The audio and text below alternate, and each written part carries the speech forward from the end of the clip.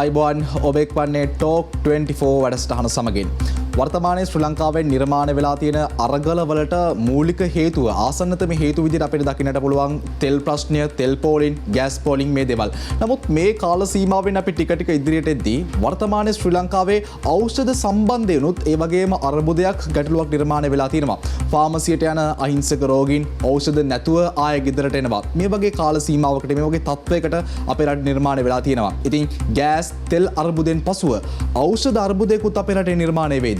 අද ටෝක් 24 තුලින් අපි කතා කරන්නේ මේ කාලීන ගැටලුව පිළිබඳව. මේ පිළිබඳව කතා කරන්නට අපි අපේ ටෝක් 24 මැදිරියට අද බොහොම ගෞරවයෙන් යුක්තව කැඳවාගෙන ආවා රිජ්වේ ආර්ය ළමා රෝහලේ අධ්‍යක්ෂ වෛද්‍ය ජී විජේසූරිය මහතා.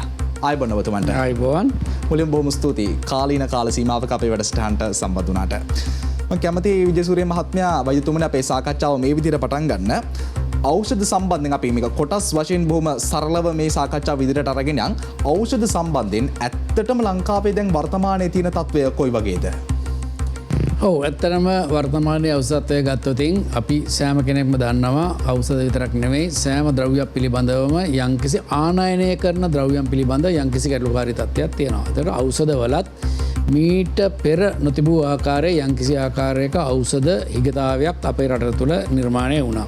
ඒක අපිට වළක්වා ගැනීමට හැකියාවක් නැහැ. මොකද ඖෂධ භාවිතා කරන ඖෂධ ප්‍රමාණය ගත්තොත් 1600ක අධික ඖෂධ ප්‍රමාණයක් ශ්‍රී ලංකාවේ පාවිච්චි කරනවා. ඒ වගේම මීට සාපේක්ෂව මීට අත්‍යවශ්‍යම තා භාවිතා කරනවා ශල්‍ය පරිභෝජ්‍ය ද්‍රව්‍ය 6000කට ආසන්න ප්‍රමාණයක් අපි පාවිච්චි කරනවා. එතකොට මේ ද්‍රව්‍ය වලින් 80%ක්ම අපි පිටරටවල් වලින් ආනයනය කරනවා. එතකොට මේ ආනයනය කරන්න නම් අපි සෑම කෙනෙක්ම දැනගන්න ඕන අපේ රට තුළ විදේශ විනිමය තියෙන්න ඕන. ඒතර අපි සෑම කෙනෙක්ම දන්න කාරණාවක් තමයි අද වෙන විට අපේ රටේ විදේශ විනිමය ඉතාමත් උග්‍ර ඌනතාවයකට පත් වෙලා හීනතාවයකට පත් වෙලා තියෙනවා. එතකොට මේ ද්‍රව්‍යයන් ආනයනය කිරීමට අපිට හැකියාවක් ලැබෙන්නේ නැහැ. එතකොට අපිට සීමා සහිත ප්‍රමාණයක් තමයි ආනයනය කරන්න පුළුවන් වෙන්නේ. එතකොට අනිවාර්යයෙන්ම යම්කිසි ආකාරයක ඌනතාවයක් තියෙනවා. ඒක ඇත්ත. ඒ කියන්නේ පැහැදිලිවම ඖෂධ හිඟයක් වර්තමාන ශ්‍රී ලංකාවේ නිර්මාණය වෙලා තියෙනවා. අනිවාර්යයෙන්ම තියෙනවා. අනිවාර්යයෙන්ම තියෙනවා. ඔව් ඒ පිළිබඳව අපි ඖෂධ හිඟය ගැන කතා කරන්නට ඕනේ. නමුත් ඊට පෙර ආතුව මට තියෙනවා පොඩි ගැටලුවක් නිරාකරණය කරගන්නට. පසුගිය කාල සීමාව පසුගිය සතියන්තයේ මම හිතන්නේ ශ්‍රී ලංකාවේ මේ වැඩිපුරම කතා බහට ලක් වෙච්ච චරිතයක් ඔබතුමා. ඒ ඔබතුමා වෘත ඖෂධ 20ක් කියලා රික්වෙස්ට් ලෙටර් එකක් දානවා. සමාජ මාධ්‍ය තුලින් විශාල ප්‍රමාණයක් මේක ෂෙයා වෙනවා.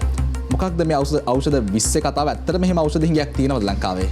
ඇත්තටම මම කැමති මේ ඖෂධ 20ක් නම් රටේ හිග වෙලා තියෙන මම ගොඩක් සතුටු වෙනවා. ඖෂධ 20ක් නෙමෙයි මේක 100 ගානකින් අඩුයි ඖෂධ. ලංකාවේම අඩුවක් තියෙනවා, උණතාවයක් තියෙනවා. මේ වෙලාවේ අපිට යම්කිසි ප්‍රමාණයකින් එදා දවසට ඒ සතිය තුළ අපි නිර්ණය කරගත්ත ප්‍රමාණය තමයි රිජ්ජාරය ළමා රෝහලේ ඒ ඖෂධ 21ක ප්‍රමාණයක් අඩු වෙලා තිබ්බා. ඒක තමයි විශේෂඥ වෛද්‍යවරුන්ගේ ඉල්ලීම මත එම ලේඛනය නිදහස් කරේ. එතුමිය දන්නා සම්බන්ධතාවයක් තියෙන යම්කිසි දානපතියෙකු පරිත්‍යාගශීලියෙකු හරහා ඒ ද්‍රව්‍ය ලබා ගැනීමට. නමුත් එම ලේඛනය විවිධාකාරයෙන් ලෝකයේ රටවල් ගොඩාක් හරහා සංසරණය වුණා. නොඑක් මාධ්‍ය හරහා සංසරණය වුණා. මම ඒ පිළිබඳව ඉතාමත්ම කනගාටු වෙනවා. හැබැයි ඒක ඒ ඖෂධ 20 ඉස්සරහින් මම දාලා තියෙනවා අවශ්‍ය ප්‍රමාණයක් ක්වොන්ටිටි එකක්. ඒ ක්වොන්ටිටි එකත් එක බැලුවම මේක විශ්ලේෂණය කරන කෙනෙකුට විද්‍යාත්මක හිතන කෙනෙකුට තේරෙනවා මෙච්චර අඩු ක්වොන්ටිටි එකක් කොහොමද මේ මනම් මුළු ලංකාවට අඩු වෙන්නේ කියලා නෑ. මේක රිජ්ජු ආරයලා අමාරුවට සති දෙකකට තුනකට නැත්නම් මාසයකට අවශ්‍ය ප්‍රමාණය තමයි මම ඒ අවස්ථාවේදී හිගත් ප්‍රමාණය මම පෙන්නුම් කරේ. ඒක තමයි මේ සංසරණය වුණේ. හැබැයි අද දවසේ ගත්තොත් ඊට වඩා වැඩි ඖෂධ ප්‍රමාණයක් අවශ්‍යයි. මේ අවශ්‍ය වෙන ඖෂධ ප්‍රමාණය නැත්නම් හිග වෙන ඖෂධ ප්‍රමාණය දවසින් දවස වෙනස් වෙනවා. ඒක දෝලණය වෙනවා. මොකද අද සතියේ අද වෙන විට හිග ඖෂධ ප්‍රමාණය සතියක් යනකොට අපිට ලැබෙනවා. ඒ සතිය වෙනකොට වෙනත් ඖෂධ ප්‍රමාණයක් තමයි හිග වෙන්නේ. අතීතයේදී අපි ගත්තොතින් කියනවා ඕනෑම දවසක මේ ඖෂධ 1600 ගානෙන් යම්කිසි ඖෂධ ප්‍රමාණයක් හැමදාමත් හිග තිබ්බා. හැබැයි ඒවාට අපිට යම් ආකාරයේ වෙනත් ඖෂධ වර්ග අපිට භාවිතා කිරීමේ හැකියාවක් තිබෙන්නේ නැත්නම් අපි ඉංග්‍රීසි සබ්ස්ටිටියුට් කරන නැත්නම් ආදේශක භාවිතා කිරීමේ හැකියාවක් තියෙන උදාහරණයක් විදිහට ගත්තොත් පැරසිටමෝල් හිග වෙනකොට පැරසිටමෝල් වල වෙනත් ආදේශයක් පාවිච්චි කරනවා. සැල්බියුටමෝල් ඖෂධය හිග වෙන විට ඒකට වෙනත් ආදේශයක් භාවිතා කරනවා. ඒ ආකාරයේ භාවිතා කිරීමේ හැකියාවක් තිබ්බා. හැබැයි මේ කාලවකවානුවේදී ඊට වඩා ඖෂධ ප්‍රමාණයක් අඩු වුණා තමයි. ඒ අඩුවීම සමහරක් වෙලාවල් වලට රෝහල් වල ඒ රෝගී සත්කාර සේවාවන් පවත්වාගෙන යාමට යම්කිසි ආකාරයක බාධාවක් වුණා. සිද්ධ වුණා. ඖෂධ 20 ගැටලුව හරිද වෛද්‍යතුමනි? ඒක විසඳලා තියෙනවා. අනිවාර්යයෙන්ම මේ ඖෂධ 20 ගැටලුව මේ වෙන විට විසඳලා තියෙනවා. හැබැයි මේ වෙන විට විසඳලා තියෙන යම්කිසි කාල පරිච්ඡේදයකට ඒ කාල පරිච්ඡේදය ඇතුළත මම විශ්වාස කරනවා සෞඛ්‍ය අමාත්‍යාංශය මගින් ආනයනය කරලා අපිට ලබා දෙවි කියලා. නමුත් ඒක for ever නෙමෙයි. ඒ කියන්නේ මාසයකට දෙකකට දැන් විසඳලා තියෙනවා. තව මාසෙකින් දෙකකින් ආපහු නැවත ප්‍රමාණයක් අපිට යම්කිසි ප්‍රමාණයක් අපිට මේ ලබා ගන්න සිද්ධ වෙනවා. එතකොට ඔබතුමා සඳහන් කරන මේ ඖෂධ හිඟවීම කාලෙන් කාලට දැන් මේ කාලට හිඟවෙන ඖෂධ ප්‍රමාණය නෙමෙයි තවත් කාලයක හිඟවෙන්නේ. අනිවාර්යයෙන්ම. වර්තමානයේ දැන් මේ කාල සීමාව ඇතුළේ මොන ඖෂධද ලංකාවට ගොඩක්ම හිඟ? මේමයි ඖෂධ වර්ග මම කියවනේ 1600ක් විතර තියෙනවා කියලා මට ඒක නම් වශයෙන් එහෙම කියන්න බෑ. මොකද ගත්තොත් අද දිනේ ගත්තොත් ඖෂධ වර්ග 100කට වඩා යම් රෝහල් වල එක එක රෝහල් වල එක එක ඖෂධ වර්ග තමයි හිඟ වෙන්නේ. ඒක සාමාන්‍ය ක්‍රමවේදය. මොකද රිජ්ජාරය ළමා රෝහලට අද දිනේදී පිරිඩන් කියන ඖෂධ වර්ගය හිඟ වෙන විට සමහරක් වෙලාවට අනුරාධපුර රෝහලේ ඒක තියෙනවා. අනුරාධපුර රෝහලට හිඟයක් නැහැ. මොකද සමහර රෝහල් වල සමහර ඖෂධ වර්ග යන ක්‍රමවේදයේ වෙනසක් තියෙනවා. රිජ්ජාරය ළමා රෝහල ගත්තම ළමා රෝහලේ මේ ඖෂධ වර්ග භාවිතා වෙන ක්‍රමවේදයේ වෙනසක් තියෙන්න පුළුවන්. තවත් රෝහල ගත්තොත් තවත් ඒක වැඩි ඉල්ලුමක් තියෙන ඖෂධ වර්ග වෙනස් වෙන්න පුළුවන්. ඒ ආකාරයට නොඑක් රෝහලෙන් රෝහලට යම් ඖෂධ වර්ග හිගයි. සමස්තයක් වශයෙන් ගත්තම සමහරක් ඖෂධ වර්ග උදාහරණයකට ප්‍රතිජීවක ඖෂධ වර්ග සමහරක් නිර්වින්දක ඖෂධ වර්ග වල හිගතාවයන් තියෙනවා සමස්ත වශයෙන්. නමුත් රෝහලකින් රෝහලට ගත්තොත් මේ ඖෂධ වර්ග වල යම්කිසි විවිධත්වයක් තියෙනවා හිගවීමේ. එතකොට මේ හිඟතාවේ තියෙන්නේ පැහැදිලිවම රෙජ්ජාර රෝහලට විතරක් නෙමෙයි ලංකාවේ හැම රෝහලකටම මේ හිඟ තියෙනව නේද වෛද්‍යතුමනි? අනිවාර්යයෙන්ම දිවයිනේ මේ රෝහල් වලට ඖෂධ බෙදා හරින්නේ වෛද්‍ය සැපයුම් අංශයෙන්.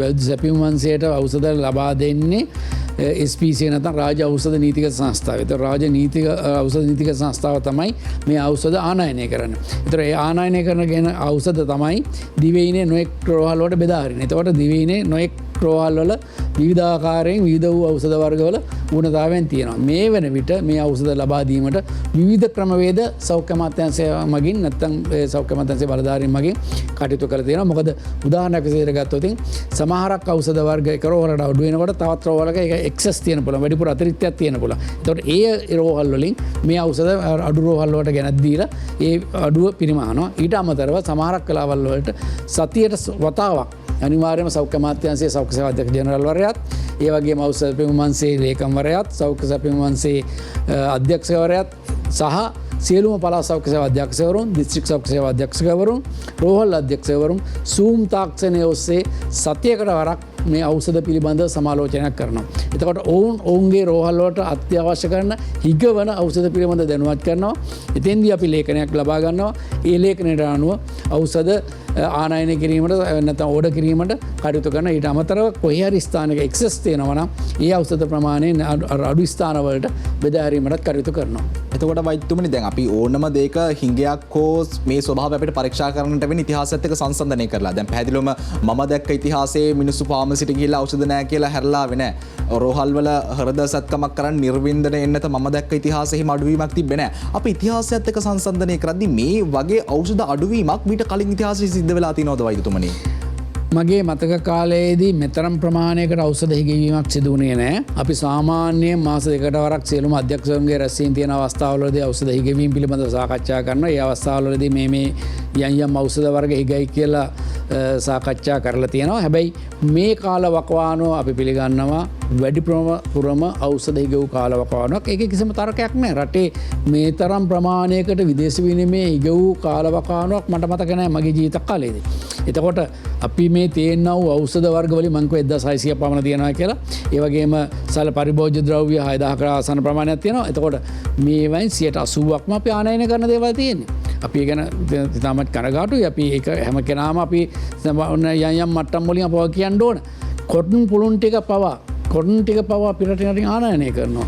ගෝස්ටිය පවා ආනයනය කරනවා. ඉතින් ඒකට යම්කිසි ගැටලුකාරී තත්ත්වයක් අපේ රටේ තියෙනවා. ඉතින් එහෙමනම් මේක දීර්ඝකාලීන ප්‍රශ්නයක් තමයි මෙතන තියෙන්නේ. දීර්ඝකාලීනව අපි මෙච්චර ඖෂධ ප්‍රමාණයක් ගේනවා නම් මේකෙන් 50%ක්වත් අපේ රට තුල නිෂ්පාදනය කර ගැනීමට හැකියාවක් ලැබුණා නම් අද වෙන විට මේ තත්ත්වයට අපි මුහුණ දෙන්නේ නැහැ. තොට වෛද්‍යතුමනි දැන් මට ඊළඟට තියෙන ප්‍රශ්නය අපේ රටේ වර්තමානයේ විදේශීය විනිමය නැති නිසා විවිධ අර්බුද අපිට තියෙනක පැහැදිලිව අපිට පිළිගන්නට පුළුවන්. නමුත් අපිට ගෑස් නැත්තම් අපිට දර පාවිච්චි කරන්න පුළුවන් විකල්පයක් විදියට පෙට්‍රල් නැත්තම් අපිට පාපැදියෙන් ගිහිල්ලා පයින් හරි ගිහිල්ලා මේකට විකල්පයක් හොයාගන්නට පුළුවන්. නමුත් වෛද්‍යතුමනි ඖෂධයක් නැති වුණාම අපි ජීවිතයක් එක්ක මේ සෙල්ලම් කරන්නේ. මොනවද මේකට තියෙන විකල්ප? මේ වෙද්දී රෝගීන් දැඩි අපහසුතාවයකට පත් වෙලා ඉන්නව නේද මේ ඖෂධ හිඟේ නිසා? නැතෙන්දි මම මෙහෙමයි යංකිසි ඖෂධයක් අඩුනාම ඔබ කිව්වා වගේ අනිකුත් ද්‍රව්‍ය වගේනේ ආහාර නැත්තම් එක වේලා බඩගින්න හරි ඉන්නත් පුළුවන් වේවි. නමුත් ඖෂධ කියන එක අවශ්‍ය වෙලාවට අවශ්‍ය මොහොතේ ඒක ලබා දෙන්න ඕන. හැබැයි මේ පිළිබඳව දැඩි අවධානයක් අපි යොමු කරලා තියෙනවා.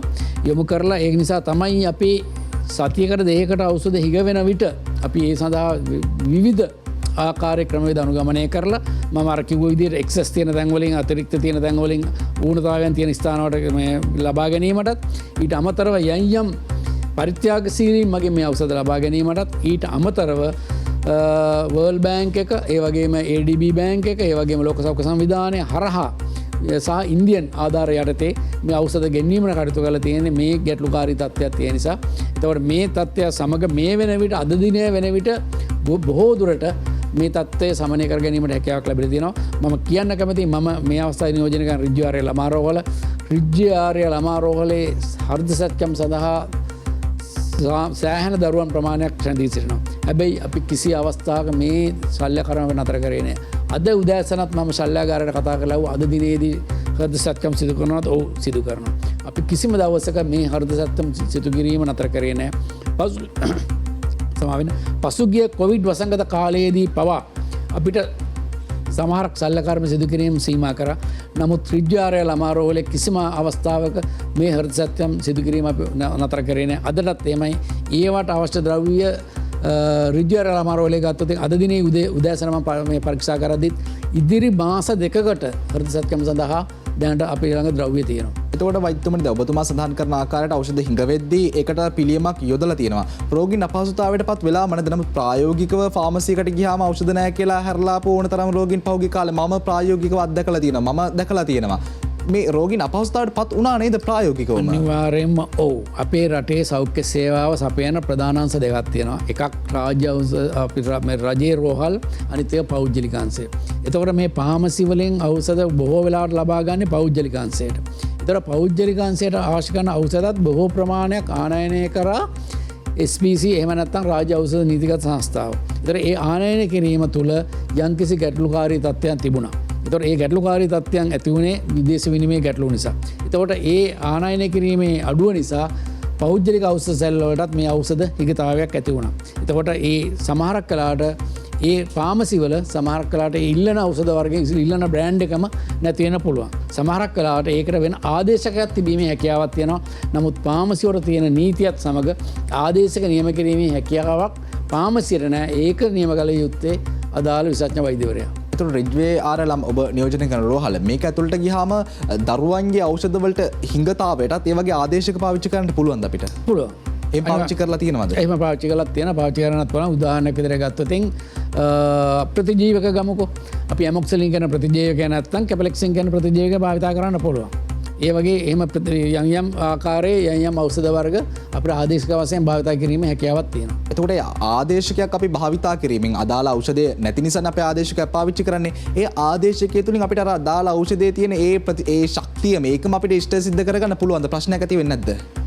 සමහරක් වෙලාවට ගැටලුකාරී තත්ත්වයක් මතුවෙන්න පුළුවන්, සැකයක් ඇති වෙන්න පුළුවන්. නමුත් අපි ඒ ඖෂධය දෙන ගමන් අපි පරීක්ෂා කරලා බලනවා. එහෙම ඇත්තටම ඒ රෝගය සුව වීම හැකි උදාහරණයක් විදිහට ගත්තොත් මම ඉස්සර කලින් කිව්ව උදාහරණයටම ඇමොක්සිලින් වෙනුවට කැපලෙක්සින් භාවිත කරන විට අපිට ලේ පරීක්ෂාවක් කරලා බලන්න පුළුවන්. ලේ පරීක්ෂාවක් කරාට පස්සේ අපි ඒකේ තියෙන සෛලවල ව්‍යුහය අනුව තමයි අපි ඇන්ටිබයොටික් එකක් නැත්නම් ප්‍රතිජීවකයක් නිර්ණය කරන්නේ. එතකොට ඒ ලේ පරීක්ෂාව තව දවස් දින දෙකකින් කරලා අපි බලනවා මේ දෙන ඖෂධය ඇත්තටම ක්‍රියාත්මක වෙනවද කියලා. එහෙම නැත්නම් තවදුරටත් බලනවා රෝගියාගේ රෝග ලක්ෂණ වලින් උණ අඩු වෙනවද නැද්ද? උණ අඩු වෙනවා නම් අපිට අනිවාර්යයෙන්ම තේරෙනවා මේ ප්‍රතිජීවකයේ ක්‍රියාත්මක වෙනවා කියලා. අපි සාමාන්‍ය රිජ්ජු ආර්ය ළමා රෝහලේදී අපි දරුවෙකොට යම්කිසි දෙයක් දෙන විට දෙන්නේ ඉතාමත්ම හොඳම දේ තමයි දෙන්නේ. දෙවෙනියට එකක් දෙන්න බලාගෙන දෙන්න පළවෙනි ෂොට් එකෙන්ම මේක හොඳ වෙන කියලා හිතලා දෙනවා. මේ කාලේදී එවැනි දේවල් සමහරක් වෙලාවට වෙනස් වෙන්න පුළුවන් හැකියාවන් තියෙනවා සමහර අවස්ථාවල් වල. ඔබ හොඳ තැනකට අපේ සාකච්ඡාව අරගෙන ආවා. ඖෂධයක් වුණත් හොඳම දේ දෙන්න දරුවන්ට. ආපදාවක් වුණත් අපි මුලින්ම බේරගන්නේ දරුවෝ. මොකද ඒ තමයි අපේ රටේ ඉදිරි අනාගතය නිසා. එතකොට මේ කාල සීමාව තුළ මේ ඖෂධ හිඟේ නිසා කුඩා දරුවන්ගේ ඔබ නියෝජනය කරන රෝහල ඇතුලේ කුඩා දරුවන්ගේ ජීවිත කොයි වගේ අවදානමකට ලක් වෙලා තියෙන්නේ? නැත්නම් එහෙම අවදානමක් නැද්ද ඇත්තටම? ඇත්තටම කියනවා නම් මේක විශේෂඥ වෛද්‍යවරුන් අපිත් සමග රිජ්ජිආර් ළමාරෝලෙත් අපි සතිපතාම සාකච්ඡා කරනවා. ඔවුන්ගෙත් යම්කිසි කනස්සල්ලක් තිබ්බ අපිට ඉදිරියේදී ශල්‍ය කර්ම නතර කරන්න වෙයිද?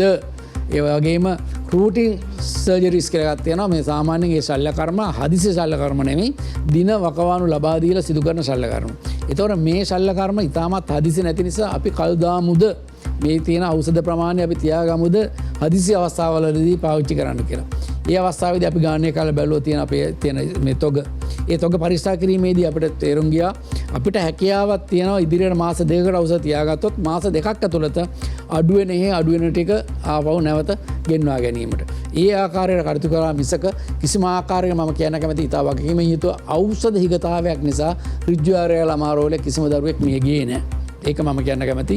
ඒ වගේම මේ දක්වා දරුවන්ගේ ශල්‍ය කර්ම අපි කල් දැමීමක් හෝ නතර කිරීමක් සිදු කරේ නැහැ. මේ නැත්නම් අවලංගු කිරීමක් සිදු කරේ නැහැ. ඉදිරියේදී හැබැයි මේ තත්ත්වය කෙසේ වේද කියන එක මම දන්නේ අපිට ඖෂධ ලැබීමට කටයුතු කරලා තියෙනවා. මේ වෙනකොට සෑහෙන මිලියන ගාණක් මිලියන 30ක ආසන්න ප්‍රමාණයක් ඩොලර් මිලියන 30ක අධික ප්‍රමාණයක් යොදවලා තියෙනවා LC ඕපන් කරලා ඖෂධ ගේන්න. ඒ ඖෂධ ලංකාවට ලැබීමට තවස් දින සති 4-6ක පමණ කාලයක් ගත වෙන්න පුළුවන්. ඒ කාලේ යනතෙක් අපිට කෙසේ හෝ මේ රෝහල් පද්ධතිය පවත්වාගෙන ගියොත් මම හිතනවා අපිට චර ගැටලුකාරී තත්ත්වයක් ඇති වෙන්නේ නැහැ. අපිට ඒ ප්‍රමාණය සමග අපිට අවුරුද්දකට අධික ප්‍රමාණයක් රෝහල් පවත්වාගෙන යාමට හැකියාවක් ලැබෙනවා. ඔව් එතකොට වෛද්‍යතුමනි ඔබතුමා දැන් රිජ්වේ ආර්ය රෝහල ගැන හොඳ සහතිකයක් දෙනවා. කුඩා දරුවන්ගේ ශල්‍ය කර්ම ප්‍රමාද කරේ නැහැ, ප්‍රමාද කරන්නේ නැහැ. උන්ගේ ආරක්ෂාව තහවුරු කරනවා කියලා ඔබ හොඳ ස්ථාවරයක්, හොඳ පණිවිඩයක් දෙනවා. ඒ ස්ථාවරයම මට දෙන්න පුළුවන්ද අනිත් රෝහල් වලට? අනිත් රෝහල් වලත් ඒ වගේම තත්ත්වයක් තියෙනවද? මොකද මම මේ කතා කරන්නේ පහුගිය සතියේ මම මතක නම් මහනුවර පැත්තේ රෝහලක හෘද සත්කම කරන්න නිර්වින්දනය නැත පවා නැති තත්ත්වයක් උදා වුණා. අනෙක් රෝහල් වලටත් ඔබතුමා ඔය කියන ස්ථාවරය දෙන්න පුළුවන්ද?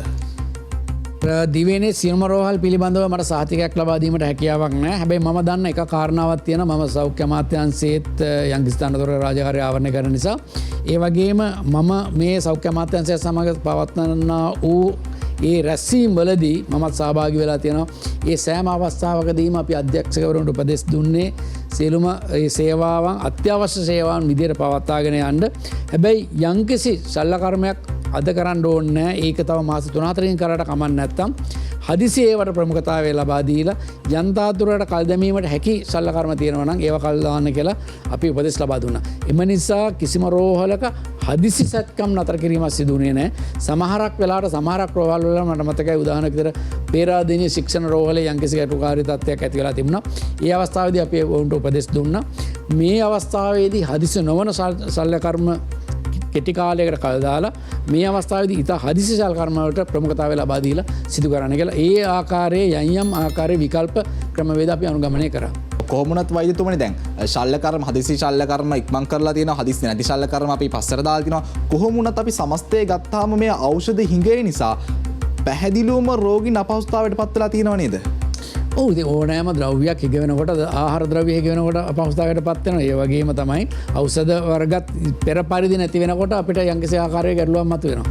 අපි රෝහල් ගත්තොත් සාමාන්‍යයෙන් අපි ඖෂධ ස්ටොක් තියාගත්ත මාස 6කට තොග මාස 6ක තොග තියාගත්ත සාමාන්‍යයෙන්. දැන් මේ වෙන විට අපිට මාසයකට දෙකකට සීමිත තොග තමයි අපිට තබා ගන්න හැකියාවලා තියෙන්නේ. ඒ වගේම අපේ රෝහල් වල එන රෝගීන්ට සායන රෝගීන්ට අපි මාස 3කට එක සැරේ මේ ඖෂධ ලබා දුන්නා. දැන් මේ වෙන විට අපි සාමාන්‍යයෙන් මාසයකට අවශ්‍ය ඖෂධ ප්‍රමාණය තමයි එක සැරේ ලබා දෙන්නේ. ඒතකොට රෝගියා අපහසුතාවයට පත් වෙනවා. ඉස්සර මාස 3කට සැරයක් රෝහලට ආපු රෝගියා දැන් මාසෙට සැරයක් එන්න ඕන. 3 ගණනක් අපහසුතාවයට පත් වෙනවා. ඒක මම නෑ කියලා කියන්නේ නෑ. හැබැයි මොකක් හරි විකල්ප ක්‍රමවේදයක් අපිට තියෙන්න ඕන මේ අවස්ථාවේදී මුහුණ දෙන්න. අපි මේක කාටවත් ඇඟිලි දික් කරලා වැඩක් නෑ. අපි සෑම දෙනාම මේකට වගේ කියන්න ඕන. මේ රටේ පුරවැසියන් විදියට මේ රටේ ආර්ථික කඩාවැටීම පිළිබඳව සෑම දේශපාලන පක්ෂම රෑම නිලධාරියම සෑම රටේ පුද්ගලයෙක්ම මේකට වගකිය යුතුයි. ඒක අනිවාර්යයෙන්ම වගකීම යුතුව කියනවා. මොකද අපි සෑම කෙනෙකුම වගකීමක් තියෙනවා රට ඉදිරියට ගෙන යන සහ රටේ ඒ ධනය එහෙම නැත්නම් විදේශ විනිමය රැක ගැනීම සඳහා කටයුතු කිරීම අපි හැම දිනකටම වගකීමක් තියෙනවා. රාජ්‍ය සේවකයන් විදියට ගත්තොත් ඔබ බලන්න පසුගිය කාලයේදී රාජ්‍ය සේවකයන් සියලුම දෙනාට සියලුම වැටුප් ගෙව්වා. හැබැයි වසර දෙකක් කොවිඩ් වසංගතය තිබියදී ඔවුන්ට සෑහෙන කාලයක් ගෙදර ඉන්න දුන්නා. සතියට දවස් දෙකක් වැටෙන්න අවස්ථාව දුන්නා. සමහරකට ගෙදර ඉඳන් සූම් තාක්ෂණ ඔස්සේ වැඩ කිරීමකට අවස්ථාව ලබා දුන්නා. හැබැයි සමහරක් අයට ට්‍රාන්ස්පෝර්ට් පහසුකම් ලබා දුන්නා. ගොඩක් සේවකයන්ට ආහාර පාන ලබා දුන්නා. හැබැයි ඔවුන්ගේ වැටුප අතිකාල දීමන සියල්ලක්ම අපි ගෙව්වා. ඒතර අපේ රාජ්‍ය සේවකයන් විදියට මේ යාන්ත්‍රණය ක්‍රියාත්මක කරන පිරිස විදියට අපේත් වගකීමක් තිබ්බ මීට වඩා කටයුතු කරන්න. පුංචි බාධා කිරීමක් කරනවා. බලධාරීන්ගේ වගකීම සහ රටේ හෙට දවස ගැන කතා කරමු. ඊට පෙර ආතුව සූදානම් කෙටි විරාමයක් ලබා ගන්න.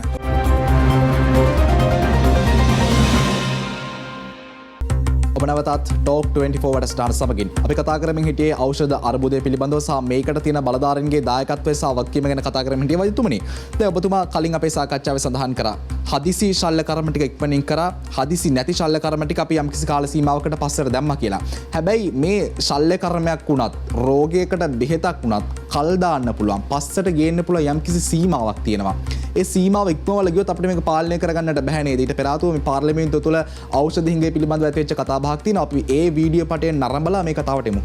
සංගවන්න කිසිම කාරණයක් නැහැ. ඖෂධ සඳහා ණයවර ලිපි විවෘත කර ගැනීමේදී ප්‍රමාදයක් සිදු වුණා. එම ණයවර ලිපි විවෘත කර ගැනීමේදී සිදු වුණු ප්‍රමාදය නිසා ඒවායෙන් ලැබෙන ඖෂධ රටට ඒමේදී ප්‍රමාදයක් සිදු වෙනවා. ඇතැම් ඖෂධ දින 90ක් දක්වා ප්‍රමාද වෙන්න පුළුවන් කමක් තියෙනවා. ඉදිරියට එන මාස 3ක පමණ කාලයේදී ඖෂධ සැලකිය යුතු සංඛ්‍යාවක හිඟයක් ඇති වෙන්න පුළුවන්කම තියෙනවා. හදිසි නොවන සැත්කම් කල් දැමීම සඳහා ඇතැම් රෝහල් වල කටයුතු කරන්න වෙලා තියෙනවා. මොකද ඇතැම් ඖෂධ වල ලබා ගැනීමේ තියෙන ප්‍රශ්නය නිසා ඖෂධ පිළිබඳව කියනවා නම් මම හිතන්නේ ජීවිත ආරක්ෂක ఔෂධ 14ක් අපි නම් කරලා තියෙනවා. ඒ 14න් එකක් අප සතු මේ මොහොත නැහැ. අත්‍යවශ්‍ය ඖෂධ 646න් 37ක් මේ වෙනකොට වෛද්‍ය සැපයීම ඒකකයේ සතුව නැහැ. අත්‍යවශ්‍ය නොවන ඖෂධ 485කින් 45ක් අප සතුව නැහැ. ශල්‍ය උපකරණ වර්ග 8442කින් 1138ක් අප සතුව නැහැ. විද්‍යාගාර සඳහා යොදා ගන්නා රසායනික ද්‍රව්‍ය 4500කින් 253ක් අප සතුව නැහැ. වෛද්‍ය සැපයීම ඒකකයේ තුල නැති ප්‍රමාණය ඇතැම් මේවා මීට වැඩි. නමුත් අපි තියෙන තැන් වලින් රීඩිස්ට්‍රිබියුට් කර ගැනීම සඳහා කටයුතු කරලා තියෙනවා. මේ තත්ත්වෙන් ගොඩ එන්න දින 90ක් අපිට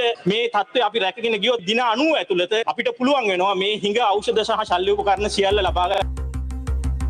වෛද්‍යතුමනි දින 90ක් අපිට මේක අල්ලන් ඉන්න පුළුවන් වේද? සෞඛ්‍ය අමාත්‍යවරයා කියනවා දින 90ක් කල් යනවා කියලා. දින 90ක් පස්සට දාපු සත්කම්, කල් දාපු සත්කම් දින 90ක් අල්ලන් ඉන්න පුළුවන් වේද ප්‍රායෝගිකව?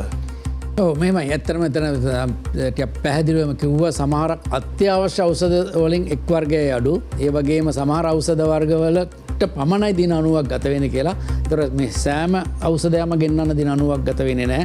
ඊට ප්‍රථම ගන්න පුළුවන්. මම හිතන්නේ ඊට ප්‍රථම මේ සතිය ඇතුළතත් ඉන්දියාවෙන් ලැබෙන පරිත්‍යාග වශයෙන් ලැබෙන ඖෂධ තොගයක් අපිට ලැබීමෙන් පවතිනවා. ඒ ඖෂධ තොගයටත් එකතු කරලා තියෙනවා අපි මේ ඖෂධ අපිට දැනට හිගව පවතින ඖෂධ අපි මේ දින 90 කාල සීමාවට අදාළ ඖෂධ ටික තමයි මේ වගේ ඉන්දියන් පරිත්‍යාග ඒ වගේම වෙනත් රටවල් වලින් ලැබෙන පරිත්‍යාග වලින් ලබා ගැනීමට කටයුතු කරන්නේ. ඉතින් ඇත්ත අපි අතීතයේ තිබුණු ප්‍රශස්ත ක්‍රමයටම අයිඩියල් ක්‍රමයටම අපිට සේවාව ලබා දීමට හැකියාවක් ලැබෙන එකක් නැහැ. හැබැයි කෙසේ හෝ අපි රාජ්‍ය සේවකයන් විදියට වෘත්තීයවේදීන් විදියට දේශපාලන ભેදයකින් තොරව අපි උත්සාහ කරනවා අපි පෞද්ගලික හෝ මැදිහත් වෙලා මේ ඖෂධ වර්ග ලබාගෙන මේ ශල්‍ය කර්ම කරන්නත් ඒ වගේම රෝගී සත්කාර සේවාවන් ඉටු කරන්න. මම එක දෙයක් කියන්න ඕන සෞඛ්‍ය සේවාව කියලා කියන්නේ අනිත් සේවාවන් වලට වඩා සංවේදී සේවාවක්. ඒක නිසා මම දැකලා තියෙනවා රිජ්ජු ආරය ළමා රෝහලේ සමහරක් වෛද්‍යවරුන් පාරෙන් එළියට ගිහිල්ලා පාමසියට ගිහිල්ලා සමහර ඖෂධ ගෙනල්ලා දරුවන්ට ප්‍රතිකාර කරපු වෙලාවල් තියෙනවා.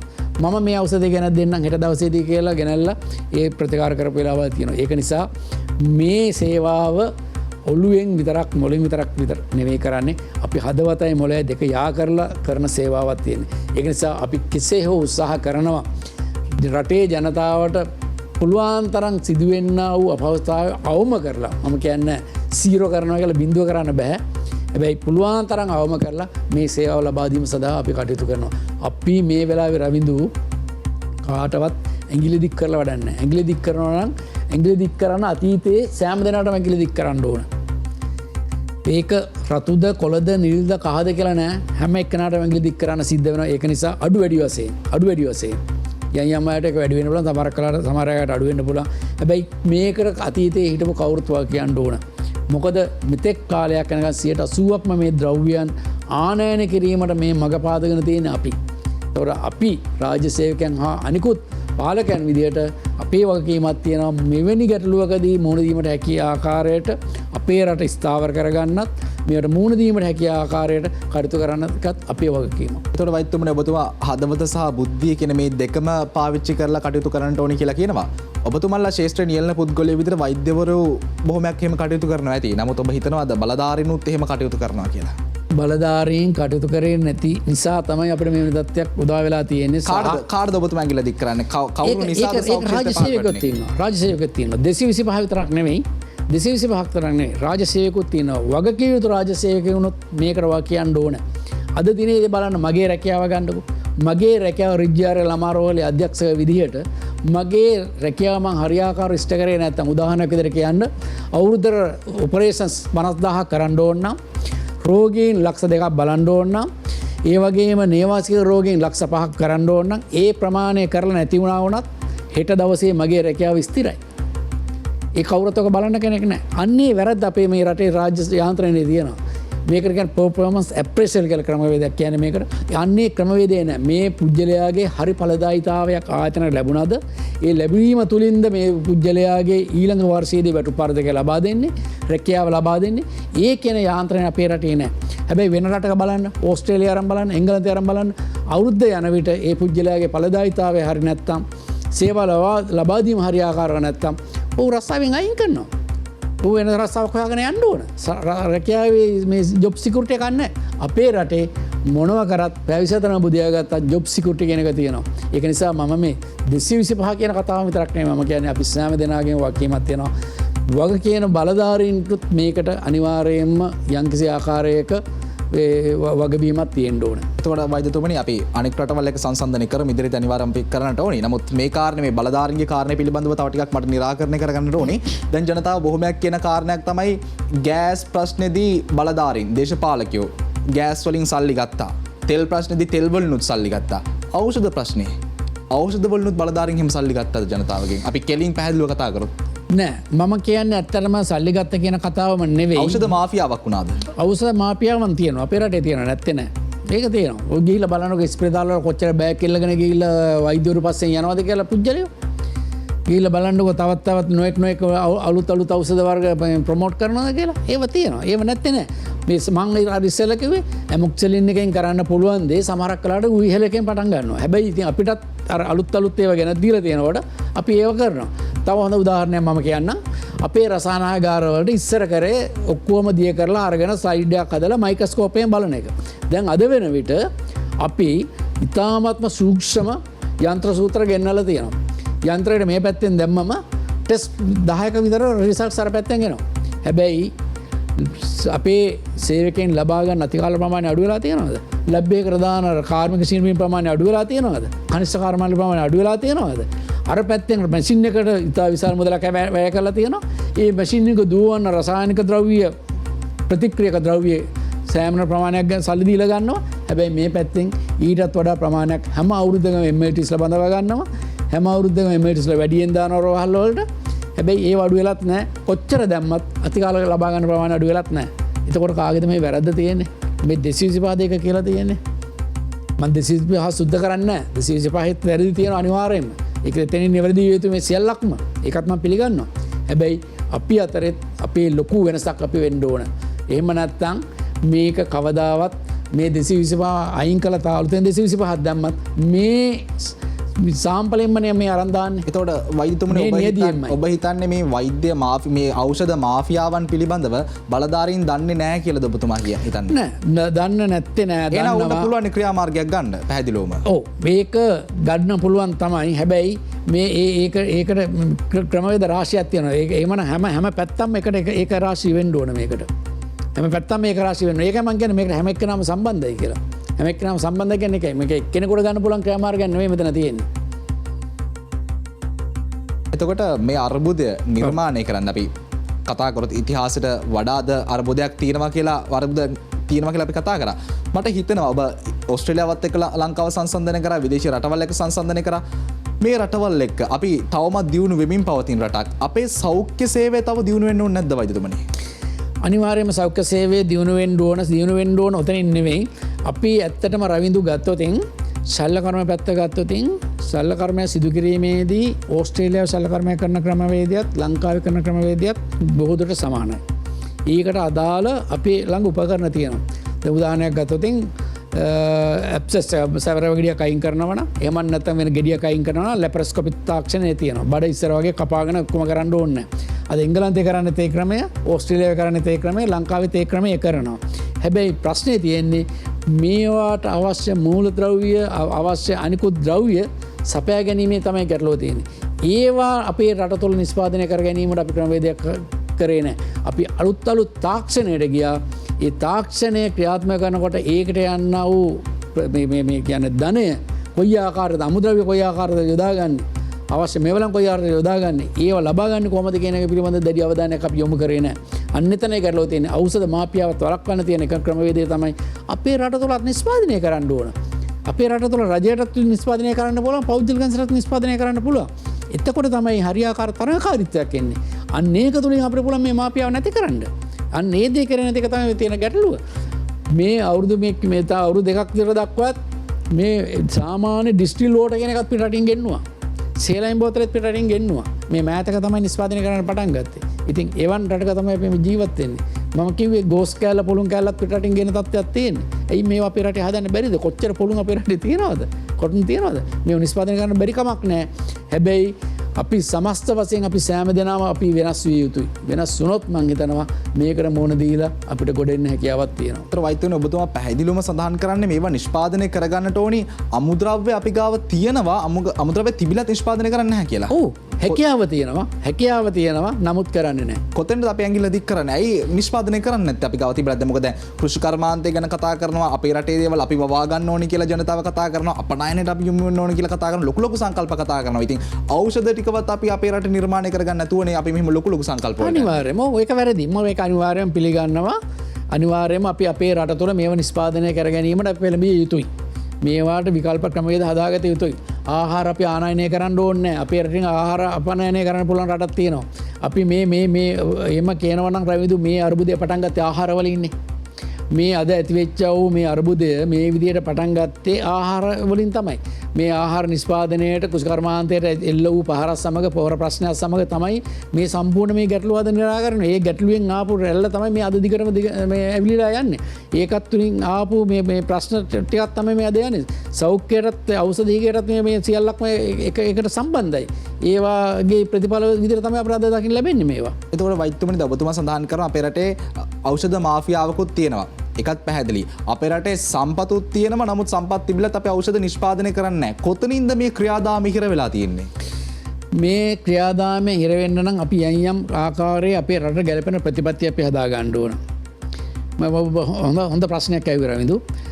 උදාහරණයක් විදිහට ගත්තොත් යම් කිසි රෝගයකට දෙන ඖෂධ වර්ග අපේ වගේ කුඩා රටකට මෙච්චර මිලියන ගාණක් මිලියන 20ක 21ක ජනගහනයක් ඉන්න රටක එක රෝගයකට දෙන ඖෂධ වර්ග 10 12 තියෙන්න ඕනේ නැහැ. මෙච්චර තරඟකාරීත්වයක් තියෙන්න ඕනේ අපේ රටේ. මේවට යම් සීමාවන් තියෙන්න ඕන. රයිට්? උදාහරණයකට ගත්ත සමහරක් ඇන්ටිබයොටික් උග්‍රේ අමාරු දෙන ඇන්ටිබයොටික් වර්ග 3ක් නැත්නම් 7ක් තිබ්බම ඇති. ඔක 25ක් 30ක් තියෙන්න ඕනේ නැහැ. ඒකත් එක්ක තමයි මේ මාපියාව නැති වෙන්නේ. එතකොට මේ වාගේ යම්කිසි නියාමනයන් තියෙන්න ඕන. ඒ වගේම මේවා හැම දෙයක්ම මේ පිටරටවල් වලින් විදේශ සමාගම් වලට සහ නිෂ්පාදකයන්ට අදාළ ආකාරයට ව්‍යාපාර කර ගැනීමට පමණක් නෙවෙයි රටේ ආර්ථිකයට ගැලපෙන විදිහට අපේ ක්ෂේත්‍රයට අදාළ විදිහට අපේ රට තුළ නිෂ්පාදනය කර ගැනීමට අපිට හැකියාවක් තිබිය යුතුයි. ඉතින් ඒ වගේම දේශීය නිෂ්පාදන වලට යම්කිසි මුල් තැනක් දෙන්න ඕන. අපි ඉතාමත්ම සරලයිනේ ඕක. අපේ රටේ අපි රෙදි නිෂ්පාදනය කරගත්ත අද රට වෙනකොට එක රෙදි කැල්ලක් නිෂ්පාදනය කරන්න බැරි තත්ත්වයටපත් වෙලා තියෙනවා. ඔක්කොම පිටරටින් ගේනවා. ඉතින් එතකොට දේශීය කර්මාන්තයට තැනක් දෙනවා නම් මේක එහෙම වෙන්නේ නැහනේ. ඒ අතීතයේ වගේ දේශීය කර්මාන්තවලට තැනක් දීලා අපේ රටේ අවශ්‍ය දේවල් අපි නිෂ්පාදනය කරගන්න පුළුවන් නම් මේ මාපියාවන් කියන දේවල් ගොඩක් අපිට වළක්වා ගන්න පුළුවන්. අපිට මුල් ආරම්භ කාලේදී අපිට යම්කිසි ආකාරයක පීඩනයක් ලැබෙවි, අමාරුවක් ලැබෙවි. හැබැයි අනාගතයේදී මම හිතනවා මේකදී අපිට ගොඩෙන්න හැකියාවක් ලැබේවි කියලා. උතර වෛද්‍යතුමනි දැන් මම හිතනවා මේ ප්‍රශ්නෙට අහන්නට පුළුවන් සාධාරණ කියලා මොකද ඔබතුමා සමම ඉන්න අපි දෙදෙනා ඉන්නේ ශේෂ්ත්‍ර දෙකක. ඔව්. ඔබතුමා සඳහන් කරනවා උගුරාමාරුවට බෙහෙත් වර්ග 4ක් ඕනේ නැහැ. ඔක දෙකක් වගේ තිබ්බොත් ඇති කියලා. ඇත්තටම එතකොට උගුරාමාරුවට කවුද මේ බෙහෙත් වර්ග 4ක් නිර්මාණය කරලා තියෙන්නේ? කියන්නේ වැඩිපුර ඖෂධ වර්ග කවුද ගෙනත් තියෙන්නේ ලංකාවට? වෙළඳපොළ තමයි. මේකට දැන් විවෘත ආර්ථික ක්‍රමයක් සමග ඕනෑම ද්‍රව්‍යයක් රටට ගේන්න පුළුවන්. රෙජිස්ටර් කරන්න පුළුවන්. එතකොට මේක ඖෂධ කියන්නේ මම හිතන්නේ ඔබ දන්නවා ඇති ලෝකයේ දෙවෙනි ප්‍රචලිතම බිස්නස් එක තමයි ඖෂධ වෙළඳාම. බිස්නස් එක? ඔව් ව්‍යාපාරය. පළවෙනි එක අවියාවුද. දෙක ඖෂධ. දෙක ඖෂධ තමයි විශාල වශයෙන්ම ආදායම් උපයන මාර්ගයක් කරලා තියෙන ලෝකේ.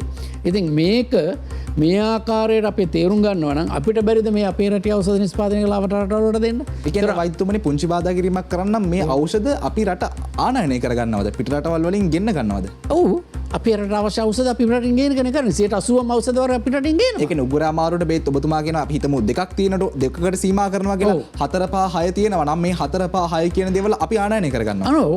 අනිවාර්යයෙන්ම ආනයනය කරනවා. එතන තමයි ප්‍රශ්නේ තියෙන්නේ. එතන තමයි ප්‍රශ්නේ තියෙන්නේ. දැන් මේකට සාමාන්‍ය ඇමොක්සිලින් එරිත්‍රොමයිසින් කියන ඒවා අපේ රට තුල හදන්න පුළුවන්. හැබැයි අපි හදන්න ඉතාම සුළු ප්‍රමාණයක්. හැබැයි මීටත් වඩා එක දේවල් කීමට කියන්නේ පොල්ලෙන් ගැහුවා වගේ කියලා. සාමාන්‍යයෙන් දවස් එකමාරෙන් හොදනක පැයෙන් හොඳ වෙන්න කියලා දෙනවා. හැබැයි අපි හිතන්නේ පැයෙන් හොඳ වෙනකොට ඒ දෙන ඖෂධය නිසා ශරීරයට ඇති වෙන වූ හානිය ගැන අපි හිතන්නේ නැහැ. ඒකට යන කොස්ට් එක ගැන අපි හිතන්නේ නැහැ. ඉතින් අන්නේ වගේ යම් ශනික ප්‍රතිඵල බලාගෙන අපි දුරදිග හිතන්න නැති යම් කාර්යයන් කරනවා. ඒකෙන් යම් ආකාරයක අපිට ලොකු ගැටලු ඇති වෙන්න පුළුවන්. ඒතකොට වෛද්‍යතුමනි කවුද මේවා ආනයනය කරන්නේ?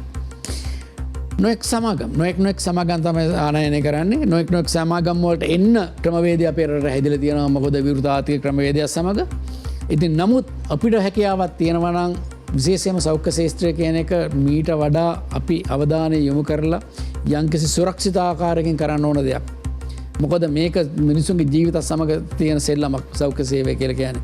ඒක නිසා අපේ රට තුළ අත්‍යවශ්‍ය කරන ඖෂධ ප්‍රමාණය වැඩි ප්‍රමාණයක් අපිට නිෂ්පාදනය කරගන්න පුළුවන් නම් නිෂ්පාදනය කරගන්න බැරි අමුද්‍රව්‍ය හිග ඒ පමණක් අපිට ආනයනය කරන්න පුළුවන් නම් ඒ වගේම එකම රෝගයට ඖෂධ වර්ග 3-4ක් දෙන්නේ නැතුව එක ඖෂධ වර්ගයක් තියෙනවා නම් ඒකෙන් එක වර්ග දෙකක් තුනක් තියෙනවා නම් ඒවට පමණක් සීමා කරලා මේ තරඟකාරී ලෝකයෙන් මේක අපිට මිදෙන්න පුළුවන් නම් මම හිතනවා අපිට යම්කිසි ආකාරයකට මීට වඩා මේකට මුහුණ දීලා මේක විසඳ ගැනීමට හැකියාවක් තියෙනවා. ඒ ආනයනය කිරීම පිළිබඳව රජය දැනුවත්ද කියන කාරණය පිළිබඳව කතා කරන්නට ඕනි.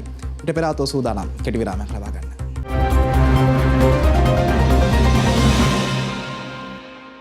ඔබ නැවතත් ටෝක් 24 වැඩසටහන සමගින් අපි කතා කරමින් හිටියේ උගුර අමාරුවට බෙල්ල අමාරුවට ඖෂධ දෙකක් ප්‍රමාණවත්.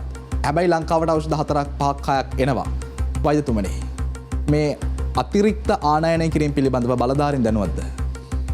ඔව් ඇත්තටම ඒක රටේ තියෙන ප්‍රතිපත්තිනේ.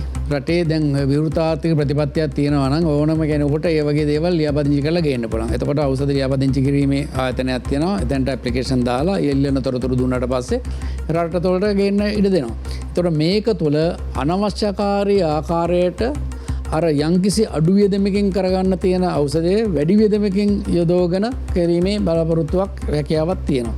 ඉතින් මේවා මේ තුලත යම්කිසි රාජ්‍ය මට්ටමේ නිලධාරීන් දැනුවත් නැහැ කියන්න බෑ මේක දන්නවා. නමුත් රටේ තියෙන ප්‍රතිපත්ති මත මේවා ක්‍රියාත්මක වෙනවා. ඒක ඉතින් නැවතීමට හැකියාවක් නැහැ. එහෙමනම් මේකට රටේ ප්‍රතිපත්තියක් ස්ථිර ප්‍රතිපත්තියක් මේවට හදා ගන්න ඕන. ඒ ප්‍රතිපත්තියක් අනුව කටයුතු කරන්න ඕනේ. ඒකයි මම කියන්නේ මේකට අඩු වැඩි වශයෙන් හැම කෙනෙක්ම මේකට සම්බන්ධයි කියලා කියන්නේ ඒකයි. වග කියන්න ඕනේ කියලා කියන්නේ ඒකයි. මේක නැත්නම් අද ඊයේ ඇති වුණු ගැටලුවක් නෙවෙයි. දීර්ඝ කාලීන තියෙන ගැටලුවක්. අවශ්‍ය දේ හරියාකාරව හඳුනාගෙන අපේ රට උචිත ආකාරයට කටයුතු කරේ නැහැ. අපිත් ගියේ එංගලන්තේ විදියටම එක සැරේටම උඩ නගින්න ගියා. අපි දැන් අද කඩා වැටලා තියෙනවා බිම. අපි යනකොට අපේ ඉනිමග අපි ශක්තිමත් කරගත්තේ නැහැ. ඒක නිසා අර පරණ ඉනිමගේම යන්න ගියා. ඒක නිසා අපි අද කඩාගෙන වෙලා තියෙනවා. ඒක නිසා අපිට හරියන ක්‍රමවේදය අපි අනුගමනය කරේ නැත්නම් ඉදිරියටත් මේ කඩා වැටීම අපිට නවත්ත ගන්න හැකියාවක් නැහැ. ප්‍රතිපත්ති ගැන අපි කතා කරන්න ඕනි. නමුත් ඊට පෙර ආතු මට ඔබතුමාගේ ප්‍රශ්නෙත් එක්ක පොඩි කෙටි ප්‍රශ්නයක් එනවා. දැන් වෛද්‍යතුමනි වර්තමාන අපේ රටේ අර්බුද නිර්මාණය වෙලා තියෙනවා. අපිට ප්‍රතිපත්ති නැහැ පිළිගන්නවා. අපිට ඉතිහාසයට හැරලා බැලුවාම මට හිතෙනවා ඉතිහාසයේ මොනවා වුණත් අපිට හොඳ වෛද්‍ය ක්‍රමයක් තිබ්බනේ කියලා. අපි වෙද ගෙදරට ගිහිල්ලා අපි ආයුර්වේදය කතා කරොත් එහෙම හොඳ සම්බන්ධයක් එක්ක අපිට හොඳ වෛද්‍ය ක්‍රමයක් තිබ්බනේ. පෙරදිග වෛද්‍ය ක්‍රමයක් තිබ්බා. මේක වෙනස් වුණේ කොතනින්ද? සා මේ වෙනස් වීම ඔබතුමා අනුමත කරනවද? ඔව් අපි ලෝකයේ ඕනෑම ජනකොටසයක් ගත්තොත් වෙනස්වීම කෙනකට අපි මුණ දෙන්න ඕන. තාක්ෂණය කෙනකට අපි මුණ දෙන්න ඕන. එතකොට ඒකත් එක්ක තමයි බටහිර වෛද්‍ය ක්‍රමය මෙච්චර දියුණු වෙලා ඉදිරියට ඇවිල්ලා තියෙන්නේ. එතකොට ආයුර්වේද වෛද්‍ය ක්‍රමවේදය ඇත්තටම ඉතාමත්ම හොඳයි. නමුත් එක කොට්ටාසෙට එක ප්‍රමාණයකට ඒක හොඳයි. නමුත් මම කියන්නේ නෑ හාට් ඇටැක් එකක් ඇවිල්ලා තියෙනවා නම් හෘද ශල්‍ය කර්මයක් කරන්න තියෙනවා නම් ආර්ටරි බ්ලොක් එකක් තියෙනවා නම් ආයුර්වේද බෙහෙත් දීලා තෙල් ගාලා පත්තු බැඳලා ඒක හොද කරන්න බෑ. නමුත් ආයුර්වේදයේ යම් කරන්න පුළුවන් හැකි දේවල් තියෙනවා. නමුත් නවීන තාක්ෂණයත් සමග බටහිර වෛද්‍ය ක්‍රමයත් සමග ප්‍රතිකාර යුතු ක්‍රමවේද තියෙනවා. ඒක නිසා වෙන රටවල් වල මම දැකලා තියෙනවා රවින්දු මේ ක්‍රමවේද තුනම එකම රෝහලේ කරන තැන් තියෙනවා. උදාහරණයක් නෑ වැඩි දුර රටක් නෙවෙයි. තායිලන්තයේ ගන්න තායිලන්තයේ එකම රෝහලේ එකම ගොඩනැගිල්ල එක කොනක තියෙන බටහිර වෙද ක්‍රම. එතනට ඒ රෝගියා ගියාට පස්සේ බටහිර වෛද්‍යවරයා බලලා ඒ රෝගියාට තියෙන හන්දිපත් අමාරුවක් නම් වේදනාවක් නම් කියන අල්ලපු කාමරයට ගිහිල්ලා ආයුර්වේද වෛද්‍යවරයා ඉන්නවා එතනට යන්න කියලා. ඒක ආයුර්වේද වෛද්‍යවරයා බලලා අවශ්‍ය ප්‍රතිකාරය එතන කරලා දෙනවා. සමහරක් කාට ආයුර්වේද වෛද්‍යවරයා ළඟට ආපු රෝගියා බලලා යාගේ තියෙන රෝගයට සම්බන්ධ චීන කටු චිකිත්සාව නම් හරියන්නේ ඊළඟ කාමරයට යවන ඊළඟ කාමරේ ඒක කරනවා. මම මගේ ඇස් දෙකට දැකලා තියෙන එකම රෝහලේ එකම ගොඩනැගිල්ලේ කාමර තුනේ මේ සේවාවන් තුනම කරනවා. අපේ රටේ ඒක කරනවද? අපේ රටේ අද එකට පෑහෙන වෙලා තියෙනවද? බටහිර වෛද්‍යවරු මේ අනිකුත් ආයුර්වේද වෛද්‍යවරුත් එක්ක පෑහෙනවද? ආයුර්වේද වෛද්‍යවරුත් එක්ක චීන කටු චිකිත්සාව පෑහෙනවද? චීන කටු චිකිත්සාව බටහිර වෛද්‍යවරුත් එක්ක පෑහෙනවද? නෑ අපිට මෙන්න පෑහෙන්න බැරි කමක් තියෙනවා. ඔන්නතන තමයි මේ තියෙන ගැටලුව. අපි ගන්න කුඩා උදාහරණයක් ගන්නවා. අපි මේ ඔබතුමාත් උසස් පෙළ කරලා තියෙනවා මමත් උසස් පෙළ කරලා තියෙනවා. මේ උසස් පෙළ කරාට පස්සේ නෑ සාමාන්‍ය පෙළ ගන්නකො. සාමාන්‍ය පෙළ තියෙන ප්‍රතිඵල අනුව තමයි තීරණය කරන්නේ මොන ධාරාවෙන්ද මොන අධිශේෂ්ත්‍රයෙන්ද උසස් පෙළ කරන්න කියලා. ඔන්නතන ඔය බෙදීම සදාකාලික බෙදීමකට යනවනේ. ඔබයි මමයි එක පන්තියේ සාමාන්‍ය පෙළ කරා නම් ඔබතුමා කලා කරනවා මම විද්‍යාව කළා මම වෛද්‍යවරයෙක් වෙනවා. ඔබතුමා කලා කරලා සාමාන්‍ය ජනමාධ්‍යවේදියෙක් වෙනවා. ඒතකොට අරයා කියන්නේ මම වෛද්‍යවරයා. හැබැයි අර එක පන්තියේ එකට හිටිය කියලා මතක නැහැ. අර උසස් පෙළ ප්‍රන්තියේ ප්‍රතිඵල වලින් ගියපු ධාරාවෙන් තමයි මේ වෙනස ඇති කරගත්තේ. අන්නෙච්චර නැරෝ මයින්ඩඩ් විදිහට තමයි අපේ රටේ අපේ ජන කොට්ටාසේ අපි හැදිලා තියෙන්නේ. මෙන්න මේ වේරියේෂන් එක අපි නවත්තන්න ඕන රවිදු. වෙන රටවල් වල මෙහෙම නැහැ. වෛද්‍යවරුන් කියලා විශේෂයෙන් මුඩ තියාගෙන ඉන්නත් අනිකුත් ශේස්ත්‍රාය ටිකක් බිම තියාගෙන ඉන්නත් මෙච්චර ගැප් එකක් තියාගන්නත් අවශ්‍යතාවයක් නැහැ. අපි සමානව සෑම වෘත්තියකම සාමාන්‍ය යන්ත්‍රාදුරටවත් සමානව මේ කටයුතු කිරීමේ හැකියාවක් අපිට තියෙන්න ඕන. මෙන්න මේ බෙදී වෙන්වීම තමයි අපිට ගොඩක් වෙලාවට එන එකටපත් වෙලා තියෙන්නේ. කොතනද අපේ බෙදීම සහ වෙන්වීම පටන් ගන්නෙ? මේ කතේ තියදම තියෙන කාරණාව මේ කතේ තියදම තියෙනවා. ඒකනේ මේ වෛද්‍ය ශාස්ත්‍රයට වැඩි ප්‍රමුඛතාවයක් දෙන්නේ, ඉංජිනේරු ශාස්ත්‍රයට වැඩි ප්‍රමුඛතාවයක් දෙන්නේ, නඩුකාරවරුන් වහන්සේලාට එහෙම නැත්නම් මේ නීතිවේදයට වැඩි තැනක් දෙන්නේ. එහෙම බෑ. අපි සෑම දෙනාම එක සමානාත්මතාවයේ දාලා අපි සලකන්න ඕන. විශේෂ වරප්‍රසාද අපිට තියෙන්න බෑ. එහෙම නැත්නම් අපි අවදත් මේ ආපහු වෙනස් වුණා කියලා මේ අරගලය කරා කියලා අපි ආපහු නැගිටින්නේ අපි ආපහු ඇයි ඉටි තැනම තමයි අපි ඉන්නේ. ඔව් අරගලය ගැන කතා කරන්නට ඕන. නමුත් ඊට පෙර ආතුව මම කැමති ප්‍රතිපත්ති ටික ගැන කතා කරන්න. දැන් සෞඛ්‍ය ක්ෂේත්‍රේ මට තියෙන විනාඩි 8ක වගේ පොඩි කාලයක් 8කුත් නැහැ විනාඩි 7ක වගේ පොඩි කාලයක් තියෙන්නේ. මට වෛද්‍යතුමනි මට පැහැදිලිවම 1 2 3 4 වශයෙන් නම් කරන්න පුළුවන් ද ඔබතුමන්ලගේ ක්ෂේත්‍රයට සෞඛ්‍ය ක්ෂේත්‍රයට මොනවද තියෙන ගැටලු සහ ප්‍රශ්න? සෞඛ්‍ය ක්ෂේත්‍රය ඇත්තම ගත්තොත් මේ තියෙන වෘත්තීය සංගම්වල තියෙන බලපෑම අවම කරන්න ඕන. ඒක මම අනුමාන ප්‍රථමයෙන් කියනවා. ඒක වෛද්‍යවරුන්ගේ වේවා, හෙදෙන්නදාන්ගේ වේවා, පැරාමෙඩිකල් වේවා, කනිෂ්ඨ කාර්ය මණ්ඩල වේවා සෑම ක්ෂේත්‍රයකම අදාළ. මොකද සෞඛ්‍ය ක්ෂේත්‍රය ගත්තොත් විශාල වෘත්තීය සමිති මේ ගොන්නක් තියෙනවා. මේවායේ තියෙන අනිසි බලපෑම් යන්ත්‍රාතුරකට අපි සීමා කරන්න ඕන. එතකොට ඒ තුලින් සමස්ත සෞඛ්‍ය සේවාවට අවශ්‍ය විදියට මේ සෑම දෙනාම ඒක රාශී කර ගැනීමේ හැකියාවක් තියෙන්න ඕන. පළවෙනි කාරණාව. දෙවෙනි කාරණාව සෞඛ්‍ය සේවාවේ අත්‍යවශ්‍ය අංගයන් හඳුනා ගැනීමට හැකියාවක් ලැබෙන්න ඕන. උදාහරණයක් විදිහට ගත්තොත් පෙනහල්ලේ සල්ල කර්ම කරන මේ වෛද්‍යවරුන් ගත්තොත් 5 දෙනෙක් ඉන්නවා නම් ඒ 5 දෙනාම කොළඹ මේ දිස්ත්‍රික්කේ ඉන්න බෑ. එහෙමනම් මේක සමානාත්මක සෑම රටකම සෑම ප්‍රදේශයකම හැම පළාතකම බෙදී යන ආකාරයට මේක තියෙන්න ඕන. අන්නේ ආකාරයේ සැලසුම් සහගත ක්‍රමවේදයක් අපේ රට තුළ තියෙන්න ඕන. තුන්වෙනි කාරණාව විදිහට ගත්තොත් මේ ඖෂධ වගේ දේවල් ගත්තොත් මේකට යම්කිසි ස්ථිර ප්‍රතිපත්තියක් අපි හදා ගන්න ඕන. හදාගෙන මේක යම්කිසි මිල පාලනයක් තියෙන්න ඕන. ඒ වගේම යම්කිසි ආකාර නිෂ්පාදනය පිළිබඳ යම්කිසි ක්‍රමවේදයක් අපේ රට තුළ තියෙන්න ඕන. ඒ වගේම ආනයනය කරන්නේ කුමන පදනමක් මතද කියන ආකාරයේ යම්කිසි ආකාරයක මේ ක්‍රමවේදයක් තියෙන්න ඕන. හතරවෙනි කාරණාව විදිහට මට කියන්න තියෙන්නේ සෑම පුද්ගලයගේම සේවා පිළිබඳ වාර්ෂික අවසාන වර්ෂ අවසානයේදී යම්කිසි ඇගීම් කරන ක්‍රමවේදයක් තියෙන්න ඕන.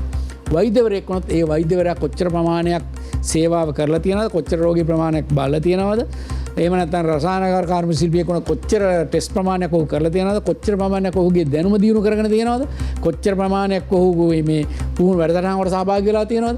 අන්න ඒ වගේ human resource management එක කියන්නේ ඩෙවලොප් කරන ආකාරයේ ක්‍රමවේදයක් අපේ රට තුළ ඇති කරන්න ඕන. එසේ නොකරන තාක්කල් අපි තාමත් එකම තැන තමයි අපි හැමදාම ඉන්නේ. ඔව්. ඒත් එක්කම දැන් ඔය කිව්ව සම්ප්‍රදායික අපි මෙතෙක් කතා කරපු සම්ප්‍රදායික ගැටලු ඒ රාමුව බිඳගෙන වෛද්‍යතුමනි දැන් අපේ තරුණ පරපුර එළියට ඇවිල්ලා තියෙනවා. තරුණ පරපුර පැහැදිලිවම ගෝල් ෆේස් පිටියට එකතු වෙලා තියෙනවා. සංඝ බෙද ගුරු ගොවි කම්කරු කියන මේ පංච මහා බලවේගයෙන් මේකට එකතු වෙලා තියෙනවා. වෛද්‍යවරයෙක් විදිහට ඔබතුමා කොහොමද දකින්නේ ඔබගේ ශේෂ්ත්‍රයත් මේකට දායක වෙනවද? මේ අරගලය කොහොමද ඔබතුමා සාධාරණීකරණය කරන්නේ? කියන්නේ ඔබතුමාලා දැන් සඳහන් කර 1 2 3 4 5 කියලා ඔබතුමාලගේ සෞඛ්‍ය අංශයට තියෙන ගැටලු සඳහන් කරා. ඒ ගැටලුත් එක්ක කොහොමද මේ අරගලය ඔබතුමා සංසන්දනය කරලා දෙන්නේ මට? ඔව් අරගලේ මොකද්ද තියෙන විසඳුම්? මට තියෙන්න ඕන ඒක. අපි දැන් තියෙන දැන් මේ අපි හිතමු දැන් තියෙන වර්තමානයේ තියෙන plan A. එතකොට අපි අරගලයෙන් පටන් ගන්නා පිළිගන්නා ඕ වෙනස් වෙන්න යන plan B එක මොකද්ද? අන්න ඒකයි මට අවශ්‍ය වෙන්නේ. plan B එකක් හදාගෙන මෙන්න මේ plan B එකට අපි යන්න ඕන කියලා තියෙනවා. නැත්නම් plan 2. පළවෙනි plan එකේ තමයි මේ අපි ඉන්නේ. දැන් මේක හොඳ නැති නිසා තමයි අරගල කරන්නේ. එහෙනම් plan 2 නැත්නම් plan B කියන එක නමුත් වෛද්‍යවරුනුත් මම මතක විදිහට මීට සති දෙකකට ඉහතදී හෝමාගම රෝහලේ වෛද්‍යවරු සෞඛ්‍ය සේවයේ කට්ටියත් මේ උද්ඝෝෂණ ව්‍යාපාරයේ නිරත වුණා. වෛද්‍යවරු සෑහෙන ප්‍රමාණයක් උද්ඝෝෂණ ව්‍යාපාර නිරත වෙනවා. මමත් උද්ඝෝෂණ ව්‍යාපාරයේ ඉන්න අයගේ යම් කරුණු කාරණා පිළිබඳව මම සතුටටපත් වෙනවා. යම් සෑහීමකටපත් වෙනවා. ඒක කළ යුතුයි කියන තැන මම ඉන්නවා. හැබැයි හරි ප්ලෑන් එකකට යන්න ඕනේ. මම ආපහු කියන්නේ මේ නියදියෙන්ම අරගෙන ආපහු ඒ දේ කරනවා නම් ඒක තේරුමක් නෑ. එතකොට ඒකේ යම්කිසි වෙනසක් වෙන ආකාරයට යම්කිසි ප්‍රතිපත්තියක් එන ආකාරයකට මේක වෙන්න ඕන. ඉතාමත්ම සරලයිනේ. මේ ගියපු ක්‍රමවේදයම නම් ආපහු ඉස්සරහට යන්නේ ඒ ඔලුගෙඩිය මාරු කරලා තේරුමක් නෑනේ. එහෙමනම් ඉතාමත්ම කැටියෙන් කියනවා මට කියන්න අයිතියකුත් නැතුව ඇති. ඇමති මණ්ඩලය පත් කරනවා නම් පසුගිය ඇමති මණ්ඩලවලට තිබුණු වරප්‍රසාද තියෙන්න බෑ. තිබෙන්නා වූ වැටුපේ බාර්ධක වගේ දේවල් වෙනත් පාසුවම් එහෙම තියෙන්න බෑ. එච්චර වැඩි වාහන ප්‍රමාණයක් තියෙන්න බෑ. එහෙමනම් මේ තියෙන වරප්‍රසාද සියල්ලක්ම ඒවා අවම කරන්න ඕන. අනිකුත් සාමාන්‍ය පාර්ලිමේන්තු මන්ත්‍රීවරයෙක්ගේ තියෙන වරප්‍රසාදම තමයි ඒකට මේ උදාහරණයකට මේ කියන්නේ තිබිය යුත්තේ. ඒ වගේම තමයි රජයේ නිලධාරීන් ගත්තත් රජයේ නිලධාරියෙකුට එක වාහනයක් තිබ්බම ඇති. ඒ වාහන දෙක තුනක් තියෙන්න බෑ. එතකොට ඒ නිලධාරියාගේ යම්කිසි වැඩ කරන කාල සීමාවක් තියෙනවා. ඒ කාල සීමාව තුළදී ඌ මේ ලබාගත යුතු යම්කිසි සේවා ප්‍රමාණයක් තියෙනවා. ඒ සේවා ප්‍රමාණය ගාණය කරන ක්‍රමවේදයක් තියෙන්න ඕන. අන්නේ ක්‍රමවේදයකට යන්නේ නැත්නම් මේ අරගලය කරන එකේ තේරුමක් නැහැ. ඒක නිසා අන්නේ ප්ලෑන් එක හදාගෙන තියෙන්න ඕන. වෛද්‍යතුමනි දැන් පහුගිය කාල සීමාව සති දෙකක කාල සීමාවක් ඇතුළත අපේ ටොක් 24 මේ වැඩසටහනට දේශපාලඥයෝ ආවා. සෞඛ්‍ය සේවයෙන් යුතු මම හිතන්නේ සෞඛ්‍ය සේවයෙන් නියෝජනය කරමින් ඔබ දෙවනි පුද්ගලයා එන්නේ. දේශපාලන විචාරකයා ආවා, නීතිඥවරුන් ආවා, ආර්ථික විශේෂඥයා ආවා. මම මේ හැමෝගෙම වැඩසටහන ඉවර කරන්න මොහොතක් තියලා අහපු ප්‍රශ්නේ තමයි අපේ රටේ මේ අරගලය මොනවා දිනාගත්තට පස්සේද මේ අරගලය අපි නවත්තන්නට ඕනි කියලා. ආර්ථික විශේෂඥයෝ සඳහන් කරා ආර්ථිකයේ පැත්තෙන්. දේශපාලන විශේෂඥයෝ සඳහන් කරා දේශපාලනිකව අපි අත්පත් කරගන්නට ඕනි දේවල්. ඔබ වෛද්‍ය ශාස්ත්‍රය ඇතුලේ කොහොමද සඳහන් කරන්නේ? මොනවා දිනාගත්තාමද අපි මේ අරගලය නවත්තන්න ඕනි? ඇත්තටම අපි අරගලය නවත්තන්න ඕන කකුල් දෙකෙන් හිටගන්න පුළුවන් ක්‍රමවේදයක් අපි හදාගත්තට පස්සේ. අපිට කකුල් දෙකෙන් හිටගෙන ඉන්න පුළුවන් ක්‍රමවේදයක් අපේ රට තුළ හදාගන්න පුළුවන් නම් අන්න එදාට අපි අරගලයෙන් නිදහස් වෙලා අපිට යන්න පුළුවන් වෙන්න ඕන. ඒක හදාගන්න නම් අපි ස්ථිරසාර හොඳට පාරදෘශ්‍ය ක්‍රමවේදයක් අපේ රටේ ප්‍රතිපත්තියක් අපි හදාගන්න ඕන. එහෙම නැත්නම් ඒ ප්‍රතිපත්තියට සෑම කෙනෙක්ම අනුගත වෙන්න ඕන. එහෙම නැත්නම් යම්කිසි පිරිසක් මේ ප්‍රතිපත්තිය කඩාගෙන ගිහිලා වෘත්තීය සංගමයක හෝ වෙනත් එකක බලපෑමක් මත මේව විනාශ කරන්න හැකියාවක් තියෙනවා, කඩාකප්පල්කාරී කරන්න හැකියාවක් තියෙනවා නම් ආපහු වයිත් අපි හිටි තැනට තමයි වැටෙන්නේ. ඒක නිසා මම විශ්වාස කරන්නේ ස්ථිරසාර ශක්තිමත් ක්‍රමවේදයකට කෙලින් හිටගෙන හිටීමේ හැකියාවක් තියෙන ක්‍රමවේදයක් රට තුළ ස්ථාපිත කළ යුතුයි. මට තප්පර ගානක කෙටි උත්තරයක් ලබා දෙන්න පුළුවන් ද වෛද්‍යතුමනි? අපි කතා කරා සාකච්ඡාව ඇතුලේ ඖෂධ ගේන්න දින 90ක විතර කාලයක් යනවා කියලා. මේ සිස්ටම් එක සම්පූර්ණයෙන්ම හැදිලා ඔබතුමාගේම වචන වලින් කියනවා නම් අපිට පොළවෙන් කකුල් දෙකකින් හිට ගන්න පුළුවන් තත්ත්වයට එන්න තව කොච්චර කාලයක් යයිද? ඇත්තටම ගොඩක් අය කිව්වා, ගොඩක් අය සාකච්ඡා කරනවා 2030 විතර වෙයි කියලා. නෑ, මම කියනවා අපි හරියාකාරව අදිනම් වැඩ කරවොත් අවුරුදු දෙකක් යනකොට මේ තත්ත්වෙන් කොට නැගිටින්න පුළුවන්. අපි හරියාකාර අපි හැම කෙනෙක්ම වැඩ කරන්න ඕන.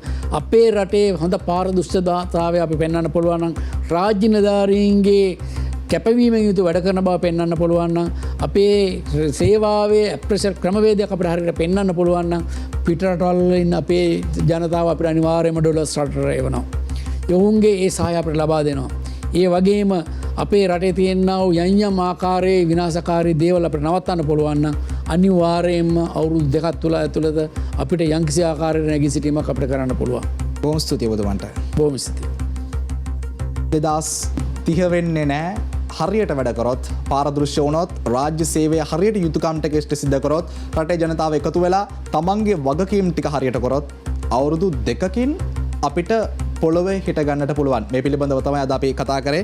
අපි වැඩසටහන සම්බන්ධ වුණේ රිජ්වේ ආර් අමාරෝහලේ අධ්‍යක්ෂ වෛද්‍ය ජී විජේසූරිය මහතා. නැවත වතාවක් ඔබතුමාට ස්තුතිවන්ත වෙන ගමන් අපි අද අපේ ටොක් 24 වැඩසටහන නිමවට පත් කරනවා. තවත් මෙවැනිම කාලීන වැඩසටහනකින් අපි හම්බෙමු. රට සුබ වෙනතුරු ටොක් 24 අපි අවදියි.